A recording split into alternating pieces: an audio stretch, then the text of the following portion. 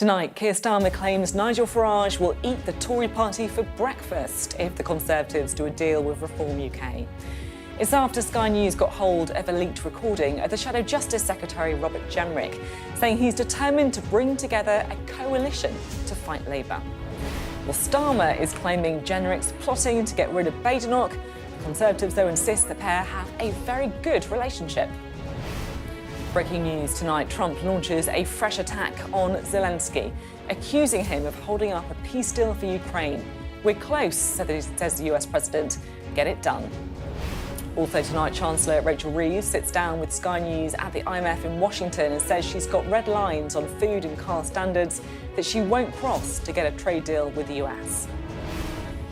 Plus, we'll show you what happened at Prime Minister's Questions as Kemi Badenoch said Starmer is a weather vane who doesn't have the balls to express his views on gender. And we'll also talk about the politics of St George's Day as the PM says his is a patriotic party. Our expert standard bearers tonight are Simon Clark and Dawn Butler, who'll be with us for the next hour. It's Wednesday, I'm Sophy Ridge live from Westminster, and this is the Politics Hub.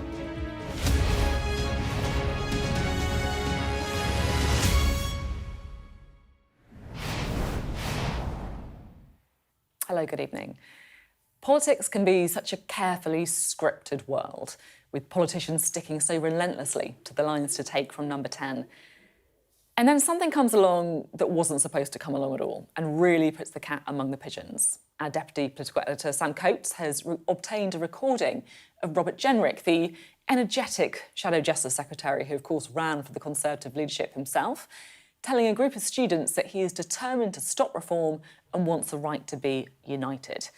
He then says, and so one way or another, I'm determined to do that and to bring this coalition together. Is he talking about voters or a deal between Reform and the Conservatives? Well, he says the former, but it's got me thinking about something that I've been turning over in my mind for a while. There are lots and lots of reasons why Reform poses a problem for the Conservatives, from Nigel Farage's leadership to their record in government. But there's one particular problem that I think is being underplayed. Normally, after a party is completely shattered at a general election, they go away quietly, they think for a bit, they do thinking that some ambitious youngsters write policy pamphlets, they change their logo, they refresh and rebuild. I mean, just think about how long it took, how many skins had to be shed before Tony Blair and David Cameron came to the fore. So after the worst defeat in 2 centuries for the Conservatives, you can see that's what Kemi Badenoch is trying to do. Our party cannot shortcut our way back into office with easy answers or rushed announcements. We must develop credible plans that are based on shared Conservative values. Now, in normal political times, that would make perfect sense. But the political landscape has changed. The Conservatives are not the only party on the right. And if they leave a vacuum, well, someone else is going to fill it. We're not only growing quickly, but you can feel the energy. Oh, we're roaring on now, aren't we? Way! This party is on the march! He's not stopping to think. And he's not giving the Conservatives space to either. And that is a huge problem, perhaps the huge problem, for a party that needs time to rebuild after 14 years in power. Well, let's hear that Robert Jenrick recording, shall we? Here's our deputy political editor, Sam Coates. It's a sight that strikes fear into the heart of Tory MPs. Nigel Farage riding high. Wooing the voters the Tories used to rely on. This man says he has the answer. Robert Jenrick is the bookies' favourite to take over the leadership if there's a contest. His plan shared behind closed doors to Tory students last month and obtained by Sky News. You head towards a general election where the nightmare scenario is that Keir Starmer sail bid through the middle as a result of the 2 parties being disunited down. I don't know about you, but I'm not prepared for that to happen. I want right to be united. And so one way or another, I'm determined to do that and to bring this coalition together. That vow to students at this event that one way or another he would stop Reform and the Tories competing is not party policy and goes further than anything Kemi Badenoch, who beat him to the leadership last time around, would say he denies he wants a pact, but opponents don't believe him. We now come to Prime Minister's questions. Here, the Prime Minister going on the attack after Sky News revealed that audio. The mask has slipped just 1 week before the elections because the Shadow Justice Secretary is not here. A man who's doing everything he can to replace her. The man that most of them want as leader of their party has admitted that Reform and the Tories are working together. He said, I want this fight to be united. He said he's determined to bring this coalition, he calls it, together one way or another. Well, I think we know what that means. There's a reason that Kemi Badenoch cannot stop Robert Jenrick and, frankly, plenty of others in the Tory party having a conversation about Reform UK, and it's this. Look at our latest poll from YouGov for Sky News. Reform UK back out in front on 25%, and the Tories a whole 5 percentage points behind on 20%. And that means only one person is going back into Downing Street after the next election, and that is Labour's Keir Starmer. And that is a difficult conversation for Kemi Badenoch to have. Reform UK relishing Tory discomfort. And what's your message to Robert Jenrick? Robert, look, you're saying some good things on justice, but you're in the wrong party, chap. Kemi Badenoch's strategy means she has to show she can fight off the threat of Reform UK. Next week's local elections will be her first big test. Will it leave more in her party calling for a coalition on the right? Sam Coates, Sky News, Westminster. Well, there is lots to talk about tonight then, so luckily we've got lots of people to talk about it with. We are joined by the former Conservative Cabinet Minister, Simon Clarke, and also Labour's Dawn Butler. Plus, we've also got with us the Executive Director of More in Common, that's Luke Trill, and Sky's scoop getter, Sam Coates. So, look, some people will be listening to this saying, he's just talking about uniting the right. What is wrong with that? It's just difficult to hear recording. Why does any of this matter? And look, it's actually a difficult to hear recording because he was doing it in private in front of students. You could hear the clinking of glasses and cutlery. But it's really important to unpick it, and I'll try and do it as clearly as possible. What Robert Jenrick said is, for now, his job as a Conservative is still to try and take votes off Reform UK and then go after the Labour Party as well. But what he was also saying, and that first bit, I think, would be in tune with what Kemi Badenoch would say, but it's the second bit that isn't. He then says there might come a time closer to a general election where we have to do something to stop Reform UK and the Tory party competing against each other and both turn our fire on the Labour Party. I won't let that situation that happened in the last election happen again. Kind of mark my words, I won't let that happen. He's very, very steely and determined. Now, he doesn't say what should happen. So some people might think, where's the disloyalty? And I think it's here. In order to stop Reform UK from attacking the Tory party, they have to get Reform UK to agree. And how do they do that? I mean, he denies he wants a pact. But how do you persuade somebody who is unwilling? We've heard from Nigel Farage, we've heard from Richard Tush. They are unwilling to do it. How do you drag them over to that side? Can you offer something? Is there a stick or is it all carrot? Who's the winner? What does the negotiation look like? Who does the negotiation? This is a Pandora's box that Kemi Badenoch is trying to keep closed, but Robert Jenrick is saying something that I think quite a lot of Tories who look at the polling that you just saw in that film going, well, Reform quite a long way ahead. We just end up putting Keir Starmer back in number 10. We've got to do something, and the doing something is what Robert Jenrick's starting a conversation about. We're going to talk about the polling in a minute because you've got some really interesting stuff to show us as well. But Simon, I'm interested on your take on this. Is it disloyalty from Robert Jenrick or not?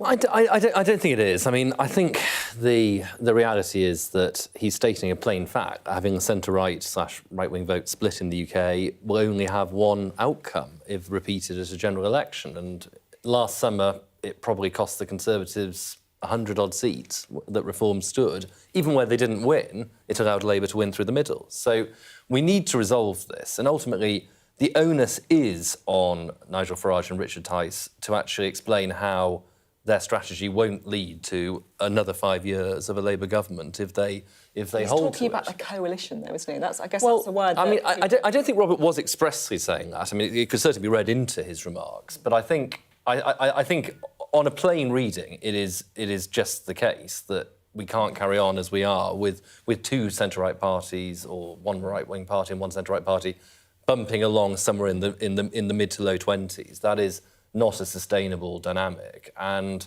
either one party will have to destroy the other, or certainly substantially destroy the other, or there will have to be some form of accommodation.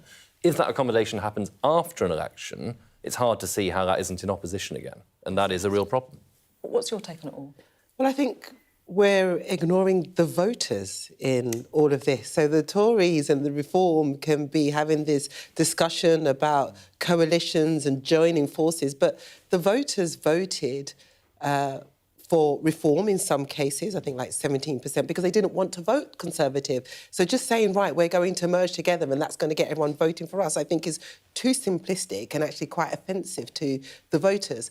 But in regards to Jenrick and Kemi Badenoch, there's obviously tensions there. And the fact that he says, I'm going to make sure this doesn't happen, shows that he feels he will be leader by the time of the next election. And when you're in Parliament, you can just see it. You know, you can feel it. It's quite palpable, you know, that she's not going to be a leader for very long. What do you think? Do you agree with that? Robert Jenrick leader by the election? I don't agree with that. I supported Kemi in last summer's leadership contest. I have huge admiration for her. Do I think that she faces an incredibly difficult challenge? Absolutely. We've come off the back of the worst election result in our history. We're, nearly 6 months into what is a multi-year challenge of rebuilding the credibility of the centre-right. It is not going to be done in one go. And nor are next month's local elections a general election, right? It is in many ways, I'm afraid, going to be the washing through of a generational defeat, and that will make the results quite difficult, I think. But to the question, should Kemi Badenoch lead the party until the next election? Absolutely. I think the one thing that the voters really do not want to see from the Conservative Party is another bout of inward-looking infighting. Keeps us busy. Absolutely is great copy, but isn't actually about rebuilding the Conservative Party. Simon, I want to just push you on one thing. You say it's not disloyalty, but Robert Jenrick is saying something that Kemi Badenoch is not. Why is Kemi Badenoch not saying it? Well, Kemi has rightly said that it's incredibly hard to talk about doing a deal with people who have stated repeatedly that their objective is to destroy us. And I think she's right in that regard, that there is little for us to gain from floating this conversation. But she just opened the doors, didn't she? Like, locally. She said locally, Reform and Tories can be. So she kind of opened the door for Jenrick to come storming in and say, right, OK, this is the end objective. I think that point in some ways goes to the fact, I don't think it is a disloyal thing to do, or at least it's not a frame in which I would accept to say it's disloyal, to say that we've got to have this conversation. I mean, it's obviously something which the Conservative Party does have to think about. It's not the only thing we have to think about. So we lost somewhere around 20% of our vote, 2019 vote, to Reform at the last election. We also lost a good chunk to Labour. We lost a good chunk to the Liberal Democrats. And we need to make sure that we're focusing on them too. Because clearly, even if you were to recover that 20-odd% of our vote, it would still not be enough to put us back into government. Because people voted for Labour, because they wanted a Labour government. With a record low mandate. Because they wanted change. Well, they've certainly got it. We're talking about the voting numbers and stuff like this, so it feels like a good time to bring in some of the research that you've been doing looking at this, Luke. Yeah, and if we start off with Simon's point, it is absolutely the case that the Conservatives need to win back some of those Reform voters that they lost at the last election. Basically what happened between 2019 and 2024, the Conservative Party cracked in all sorts of different directions. So you had a big chunk that went to the Lib Dems, big chunk went to Labour, a big chunk actually just stays at home, just says, do you know what, I'm not going to vote. I'm not worried enough about Keir Starmer to go out and vote. I'm annoyed with the Conservatives. But you've got that big chunk, 17%, that go to Reform UK that you can see on the screen. But here, and this is where I agree with Dawn, there's a bit of an assumption that you can treat voters like Lego bricks. You can just stack them up on top of one another and that they're, basically Reform are just more extreme Conservatives. Well, there are some issues on which Reform and Conservative voters are very aligned. So immigration is one of them. we should look at criminal justice. Reform and Conservative voters tend to favour tougher sentences on things like gender identity as well. So on that suite of issues, they're the same. But there's a whole other set of issues when you look at it when Reform and Conservative voters are very different. They don't agree. So if you look at Ukraine, for instance, Conservative and Reform voters wide apart. If you look at economic questions, this is really interesting. So if you ask about redistribution, Reform are almost as close to Labour on thinking you should redistribute wealth as they are to the Conservatives, abolishing the House of Lords. Reform much closer to Labour, and approval for Donald Trump, the thing which dominates everything. Reform, the only voter group that approve of Donald Trump. So it's wrong to say that they're just versions of one another. And the way I sometimes sum it up is, if you think of the people who were left voting Conservative in 2024, Philip Hammond is a good proxy for them. You know, it's kind of that stout, traditional Tory. The people who voted Reform, you can perhaps, pen portrait is Lee Anderson. Lee Anderson and Philip Hammond are not the same person, and so there's more work to be done than simply adding them together. And I guess that's why you see stuff on the nationalisation, Nigel Farage coming out so strongly for British Steel, right? Which is, you would think, more of a left policy. Absolutely, and I think Nigel Farage understands that his political future lies in those voters who are socially conservative but economically left-leaning. UKIP was always more libertarian, but he gets it, and that's why he came out on the steelworks and why he's sort of distancing from some of the more right-wing economic policies. I look at your charts, Luke, and I think, well, the answer for the Conservative Party is Boris Johnson. That's exactly the place that the voters are, according to your not Kemi Badenoch. They picked the wrong person. They want Boris Johnson back, don't they? He wasn't running, was he? Maybe I missed that one. He wasn't running, but, there is no doubt that in 2019 the Conservatives crafted a coalition and Boris was one of the glues of that coalition. Whether Kemi Badenoch could do that, I think it's too early to tell. But you've got to look at, how do you get votes from lots of different areas, make a big tent, because that's the only way to win a majority. What I would just say on the 19 coalition, obviously, I was delighted that we won in 2019 in the way that we did. It was an inherently quite unstable coalition, I think. And obviously events, what happened with Ukraine, with COVID, it did test that coalition in ways that no one could have anticipated. But it revealed in a way that you do need to pick who you're for and what you're for. And Kemi has rightly spoken about the fact we need to be more honest in our politics. There was an element at times where by promising everything to everyone, we created the conditions for our own downfall. We talked an awful lot about from the Conservatives and Reform. It feels right to kind of end with Labour and Reform. How much of it... No, we're not going to have a coalition. That's not on the table. Nobody said that. Scoops here. Are they an issue for Labour, though? Reform? No, I think at the end of the day, we have to be very clear about, and I agree with who we stand for, what we're going to do and what we are doing as a government. What are our economic policies? What are our policies for the country? Rebuilding the country, ensuring that we have, a national steel industry that would have disappeared if we didn't recall Parliament on Saturday. So it's really sort of laying out our stall as a Labour government. And I think that's what's important. And I think that's what's important for politics, to be honest. People need to know who you are as a political party. You may be comfortable, but Nigel Farage is coming for you. He is getting closer to the union movement. He took that position on steel nationalisation. He is trying to sniff, and he's good at it, work out where voters in your side of politics might end up being dragged over to Reform UK. Are you really saying it's not a threat at all? So I don't disagree with that, but does he believe it? And I think that's the difference, right? He doesn't believe it in his heart. What he's doing is just trying to... Voters, isn't what the voters think more important? But he's just trying to find a way. He's just trying to do that, but he doesn't actually believe in it in terms of his party. So take the NHS, for instance, him wanting to, that we have an insurance-based NHS system. I mean, our people who support Labour wouldn't support that. We created the NHS. So I think what we have to do is just, if you like, show politics in its reality and its rawness of what it is, and people trying to kid other people that this. Although I have seen the Labour Party attacks on that point you make on the NHS, which makes you think someone in number 10 is thinking that is something, that's an issue. No, Reform's an issue. Let's attack them on this as well. So. Well, I think, to be honest, it's because you've got he's clearly said No, yeah. And because he's he's clearly said the it. fact It isn't Labour weak attack. amplifying it and picking up on it course, maybe shows that they have got an eye on it. And it is true that the majority of the seats where Reform are second are Labour-held seats at the moment. So there definitely is a threat there. But of course, Labour's slightly facing the same challenge the Tories had in that it's not just bleeding votes to Reform, it's also bleeding them on the left as well to the Liberal Democrats and the Greens. So it's going to be a similar balancing act. Really, really interesting chat. Thanks all very much indeed. Some breaking news now, because Donald Trump has accused President Zelensky of prolonging a killing field in Ukraine. He was responding to Zelensky saying that Ukraine would not recognise the occupation of Crimea in any peace deal. In a lengthy post on Truth Social, President Trump called the comments inflammatory and said statements like that make it difficult to settle the war. Well, let's go now to our correspondent, David Blevins, who is in Washington for us. David, just bring us up to speed with the latest on what's been said.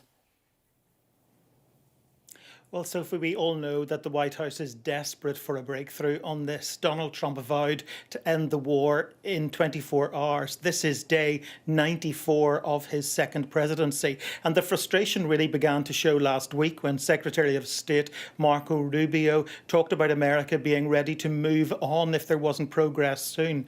Vice President J.D. Vance has stepped into that space today, talking about America walking away if the two sides are not prepared to say yes.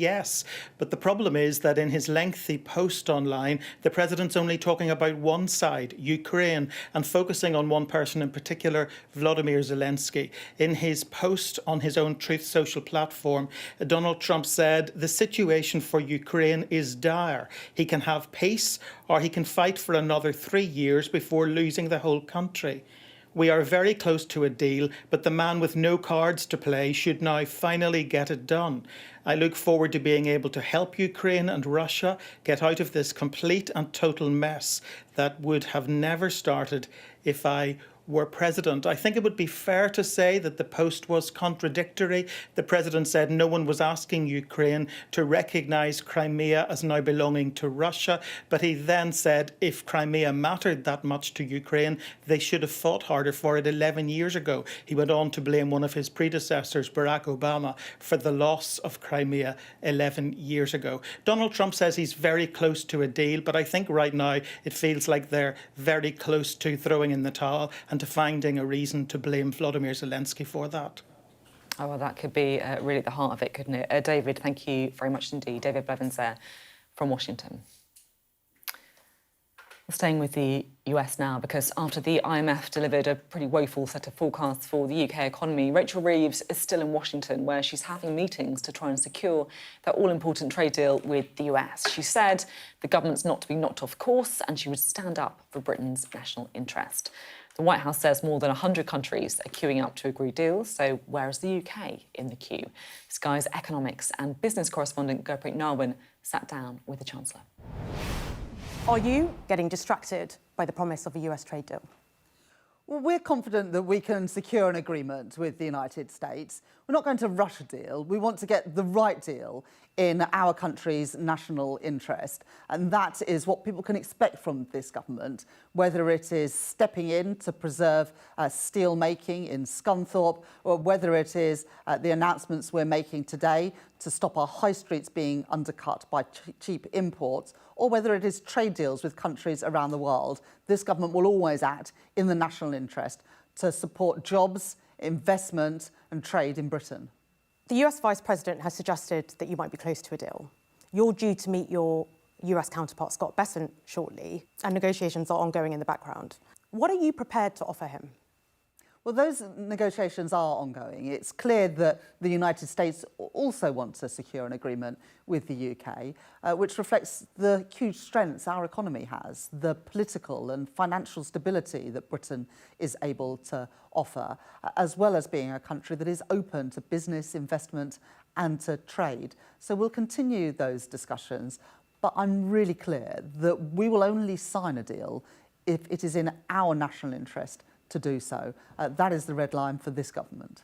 Speaking of red lines, can you guarantee that you won't water down food, and road safety standards, as well as online safety rules? Those are important issues, and on food standards we've always been really clear that we're not going to be watering down standards in the UK. And similarly, we've just passed the Online Safety Act, and the safety, particularly of our children, is non-negotiable for the British government. But there are areas where, on both sides, we can reduce barriers to trade, particularly tariff barriers, to reduce prices for consumers, but also to support jobs and industry in both of our economies. And that's what we're determined to do as a government.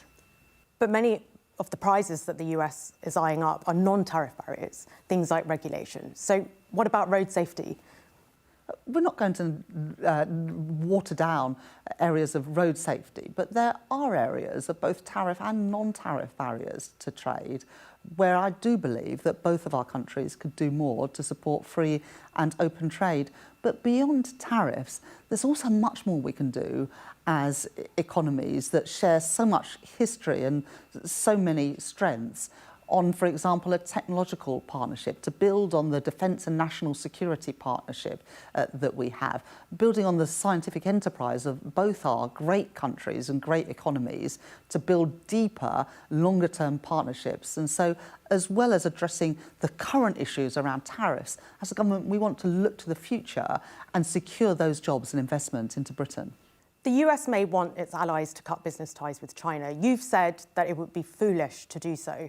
So how are you going to respond to pressure from the US to take sides?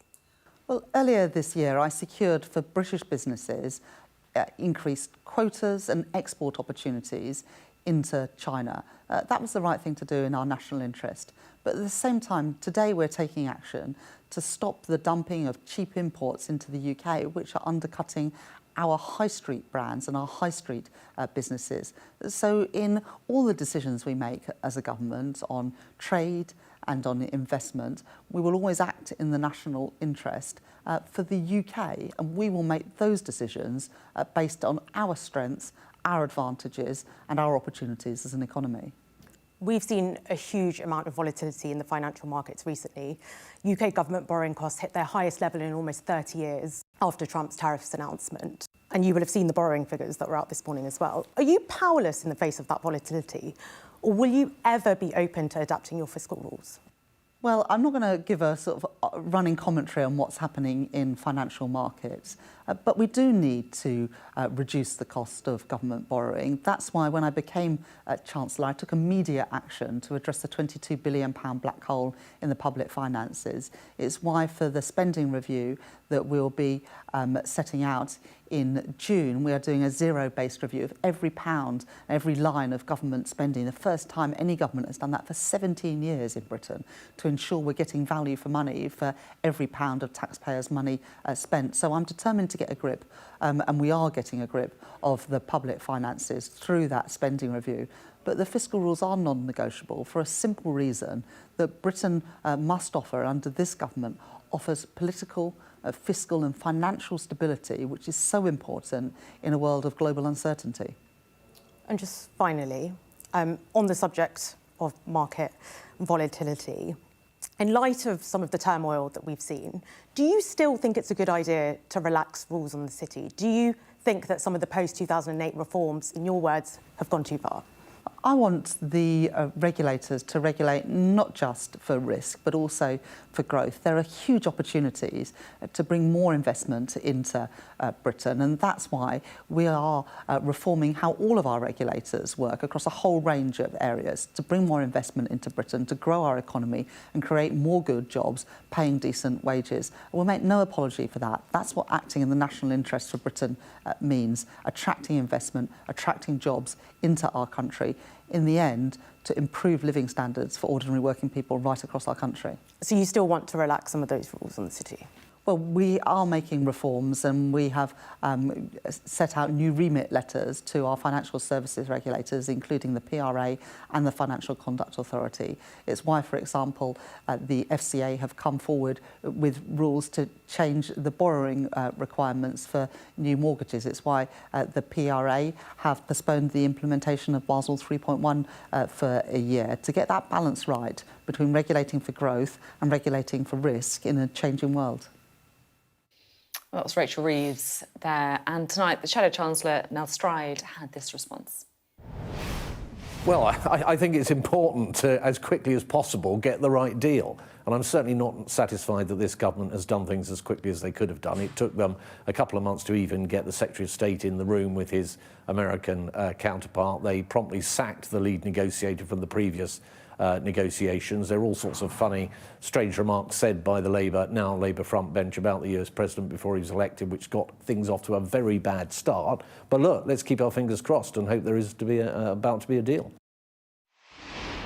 Well, let's go to Washington now and talk to Gurpreet, shall we? Gurpreet, I'm interested in how you found the Chancellor, because, look, it was pretty clear from your interview that she's trying to sound optimistic about the potential trade deal, but it's a very difficult economic backdrop, isn't it? Yeah, she is optimistic, but she also said she's not going to rush a trade deal. And I think what we got from her was the firmest set of commitments that Britain is not prepared to lower standards or to water down regulation in exchange for a trade deal with the US. Not on food, not on cars, not on online safety. And in doing so, she shut down months of speculation about whether the government might concede in any of these areas, in online safety in particular, because we know that the US tech companies have been pushing hard against the online safety bill, which forces them to protect children from harmful content online. And the UK government actually included a review of those rules in a draft agreement that it had prepared before Trump announced his tariffs. But Rachel Reeves today said that that was no longer on the table, saying that the safety of our children is non-negotiable for the British government. So then that begs the question, what is she prepared to offer the Americans? And I think what we got from her was a sense that it's actually the tariff barriers that could go first. There have been talks among some US business groups that Britain could lower its tariff on US car exports from 10% to 2.5%.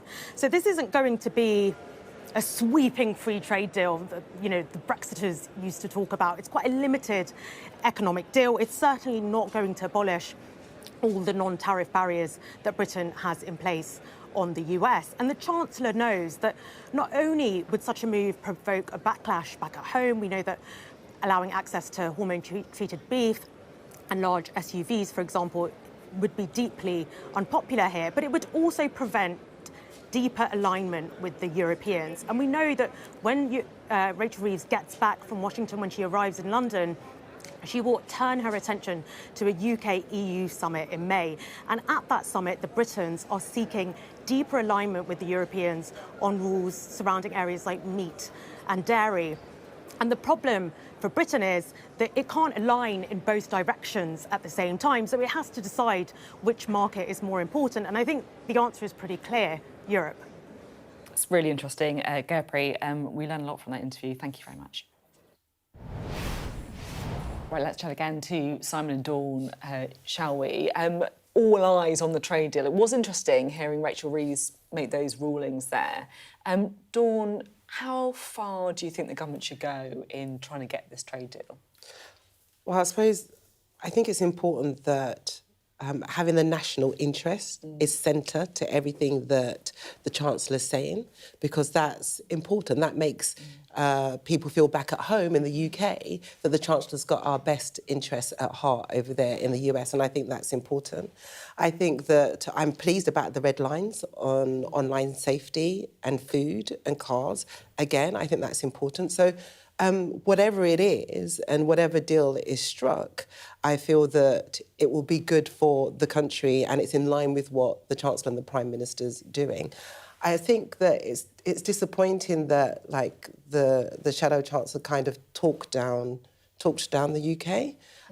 Because we shouldn't be doing that. We have to talk up the UK at every opportunity and being seen as, especially as parliamentarians, that we're speaking at one on that. Do you want to just take up the point on Mel Stride first? Well, I think what Mel said is basically right, that these negotiations haven't exactly been a textbook model in how to work with the Americans, but nonetheless, it is in everyone's interest that we get a trade deal with the Americans. I think my concern is actually less about this negotiation than it is about what is going to happen in May. And in essence, in May, the UK will make a series of concessions with the Europeans to try and deepen our trade access. And that will involve almost certainly dynamic alignment, quote unquote, which means rule-taking on a large number of areas, particularly connected to agriculture and fisheries, where we had done our damnedest to keep us outside the EU when we were in government. We did that for good reason, because there's no point to leaving the European Union and then being subject to its rules. You're either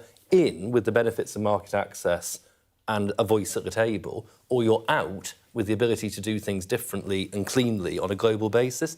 Where the government risks taking us is into the worst of all worlds, which is outside the single market, but subject to many of its rules. What would you say? But our nearest and largest trading bloc, so you want to really put all of that at risk? Do you know how many businesses have been struggling and suffering and have lost business because there wasn't even a proper... Your government was in for 14 years, and during the Brexit deal, they hardly made any trade deals that was worth the paper that it was written on. And so I just don't... You didn't make hundreds of trade deals. We've reached agreement with almost every country that we had trade agreements with as part of the EU. We've made new ones in respect of Australia and New Zealand. We've obviously also set in motion our joining the Pacific Partnership, the CPTPP. How much trade has been done? The reality is that voting to leave the European Union... Did you manage to get the US trade deal? No, we didn't, because in truth, ultimately, there was no appetite from the Biden administration to do such a deal. It's good that there is now an appetite in Washington to do a deal. That has the potential to be very economically significant. I hope it happens. What I really want to avoid, though, is us being in a world where we choose to privilege shadow EU membership, which is effectively what we're talking about on agri-goods, over global opportunities. That is such a bad outcome for this country, which leaves us neither operating globally, and we heard Gurpreet say a moment ago that it is going to affect how much of a deal we can do with the Americans, nor getting the European market access that we really had before. And so, that, as a strategy, that feels to me to be such a bad one for this country. I think that the Prime Minister and the Chancellor, actually, this is an area where they have shown superb leadership in regards to the deals that they are negotiating, something that the last government didn't do. And I think having close alignment with the EU is necessary for our national businesses in the UK. I think anything other than that is... Even if it means we just take their rules without a say, which is what the price will be, let's be clear. Well, that's not what the price will be. Actually, I think you're incorrect. Watch this space in May, and we'll see how much dynamic alignment there is. Really, I mean, this is why I love doing the show, because I never know exactly where these debates are going to go. I genuinely do, but it's such really interesting and some interesting points from both of you. Thank you. You're watching The Politics Hub coming up. Doesn't have the balls. Kemi Badenoch's characterisation of Keir Starmer's lack of moral courage as she saw it over the trans issue at PMQs today was bombastically on brand, but salty rhetoric aside, the issue isn't going away. The Labour Party stay with us.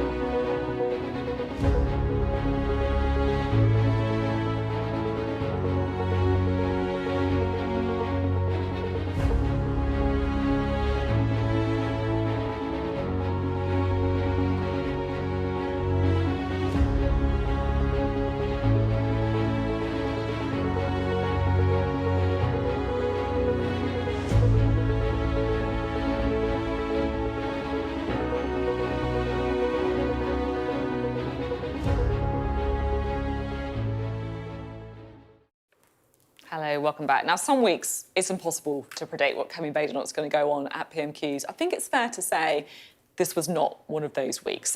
Tamara Cohen, our political correspondent, has been watching it all. And, of course, unsurprisingly, she decided to go in, didn't she, on that Supreme Court ruling. That's right. And she used all 6 of her questions to Keir Starmer on this ruling that in law, a woman is a biological woman and not someone who has transitioned. And that's because she feels very strongly about it. But also she knows this is an area where the Prime Minister has performed a bit of a U-turn, because this is what he used to think. A woman is a female adult, he said, in 2022. And in addition to that, trans women are women. And that's just not just my view, that's the law. Well, now he thinks something rather different. So she started off by asking him if he changed his mind. Does the Prime Minister now accept that when he said that it was the law that trans women were women, he was wrong? Well, Mr. Speaker, let me be clear. I welcome the Supreme Court ruling on this issue.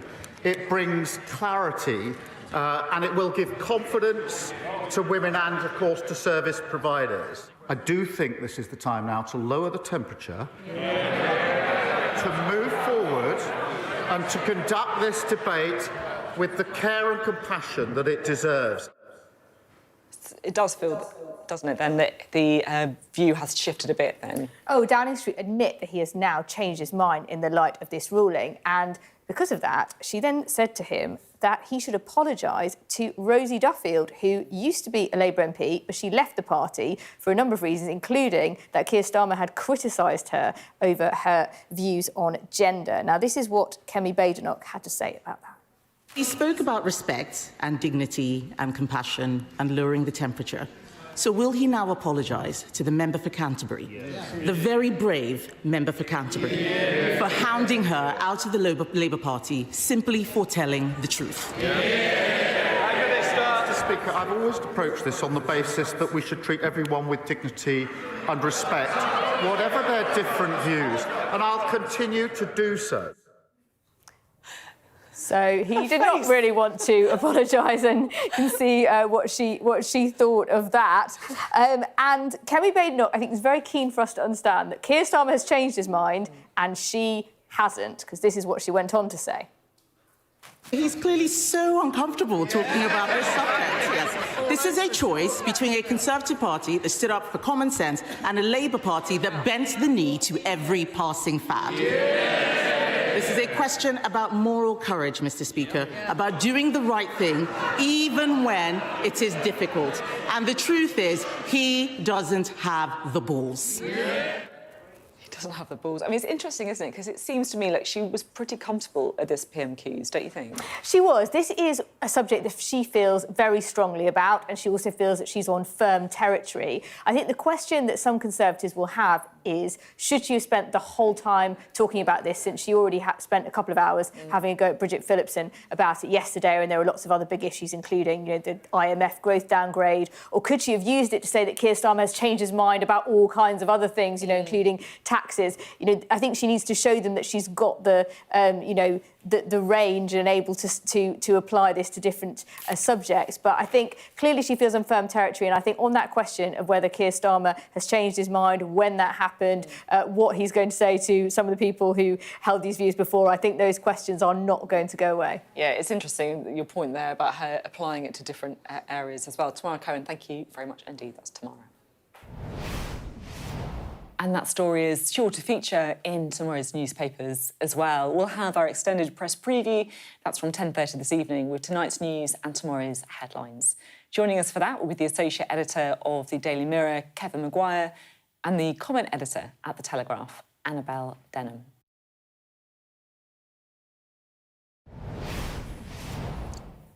Right, made it back to the studio. I wasn't sure if I was going to manage it. Right, let's bring in a duo again, shall we? Simon Clarke and Dawn Butler.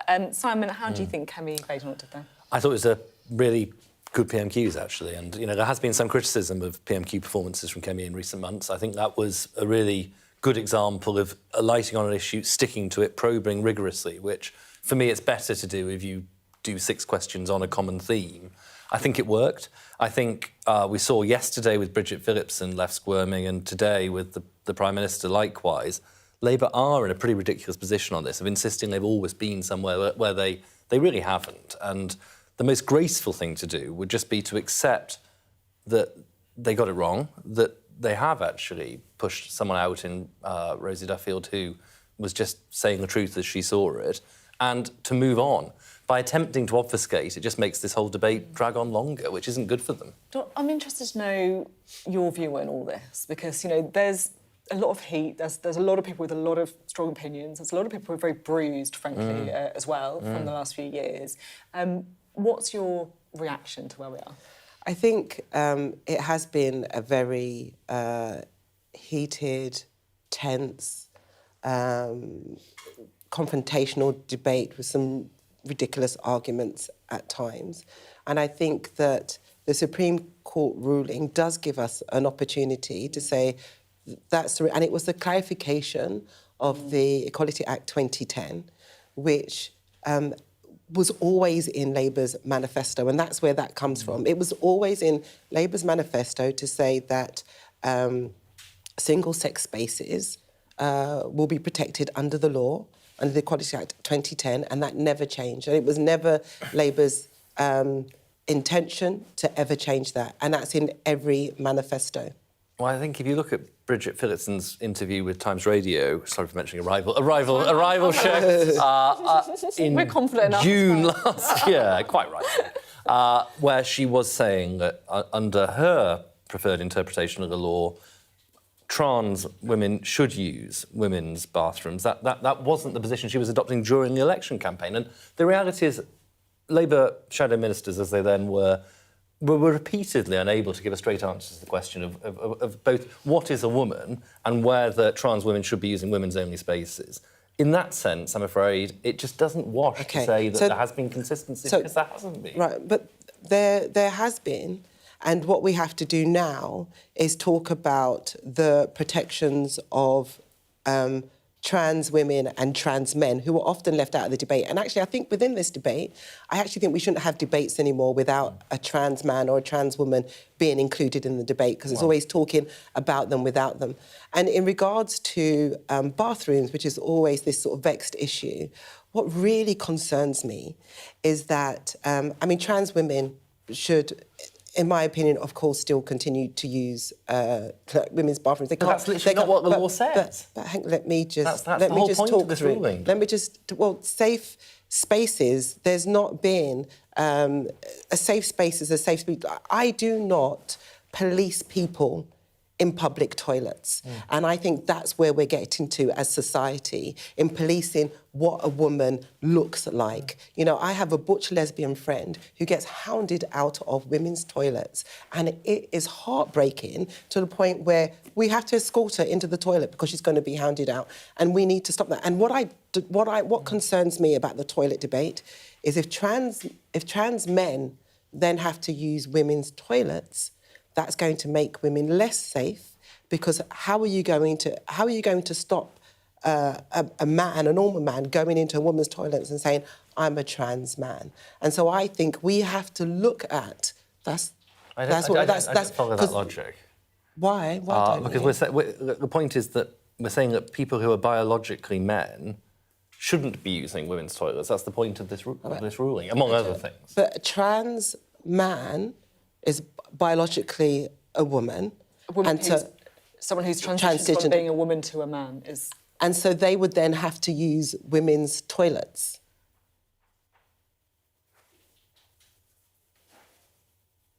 I think this... And that's the problem. That is the problem, and that's what concerns me. I'll be honest, this is something that we can talk about an awful lot more and debate an awful lot more, and I thank both of you for doing it in a respectful way. Yeah, it's a genuinely contentious one. Yeah, let's go to the break now. Really interesting to get your views on this as well. Still to come on The Politics. As Keir Starmer breaks out the bunting for St George's Day, we're looking at when politicians wrap themselves in the flag, when it works and when it doesn't. Hello, coming up on the UK Tonight from 8 o'clock, a former police officer is jailed for 10.5 years over the deaths of 4 paddleboarders. Nerys Lloyd guided the group over a weir in Pembrokeshire 4 years ago. The court hearing, the danger would have been obvious to any competent instructor. Plus, growing calls to ensure the safety of prison officers in the UK's most dangerous jails, and hopes of a breakthrough in the Birmingham bin strike. All that and much more coming up on the UK Tonight at 8.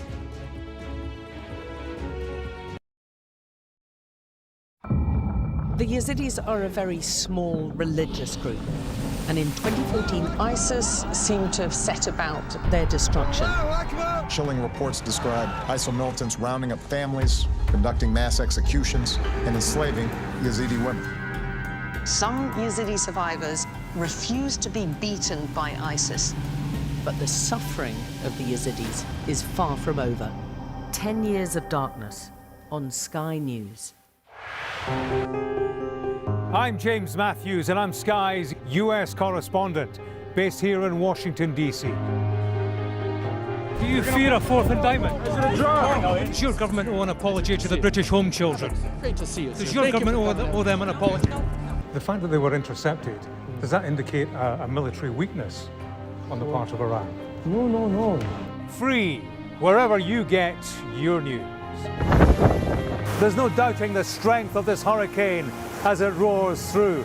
You can feel a devastating power. It had been a difficult night in a deadly storm. Bang, bang. You can hear it hitting the windows. Our houses are okay. It's depressing. As bad as all of this is, it could have been much worse. Today, this land they call sacred is at the heart of America's electric car revolution. To me, it's a sacred ground. The white gold rush is a race that Biden doesn't want to lose. I've covered some of the biggest stories in the world. Donald Trump, 45th President of the United States, it would appear is about to learn his fate. Escort coming out! San Quentin houses America's largest death row. They rarely allow cameras onto the condemned block. James Matthews, Sky News. I want to be treated equally like everyone else. It's one step closer to getting out, to getting off death row. Sky News. Get the full story first. Mr. Trump, James Matthews from Sky News. Hey, James. Very diminished by claims that you're a racist. Question? Mr. Musk, has your ignorance and ego cost Ukrainian lives? Vladimir Putin calls you outstanding. What do you call him, sir? He's from Sky News. He's from Sky News. He's entitled to ask me questions.